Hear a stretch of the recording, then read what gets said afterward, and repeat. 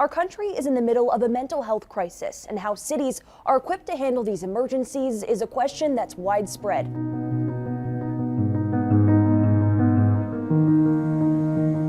I cover a lot of stories as a journalist, and it's rare that any day is the same.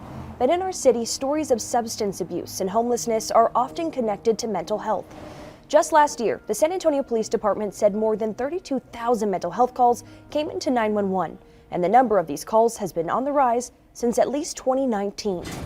That's part of the reason why the city created the SA Corps team back in 2022. SA Corps stands for San Antonio Community Outreach and Resiliency Effort. This is the team tasked to respond to mental health 911 calls. In just 2 years, this program went from a single unit covering the downtown area to 3 teams across our entire city. The biggest expansion came this past summer when the SA Corps team became 24/7 with its coverage. I did a story on this expansion back in July of 2024, and we spoke to multiple mental health advocates who cheered on this milestone. But they also mentioned that this isn't the only type of crisis response team in the country. I think San Antonio has a good program, but I do think there's room for improvement. We could do a much better job in our community with coverage and answering calls. We need to figure out what works best for our community and look at how that 911 system might evolve. That's what sparked this series, A Crisis in Question, measuring San Antonio's mental health solution.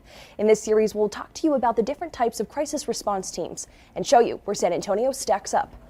Hi. Hi. Hello. Some of these stories will be hard to watch, as you'll see the crisis response teams in action. We'll even take you to the city of Denver, Colorado, where mental health advocates say a system opposite of San Antonio is having success.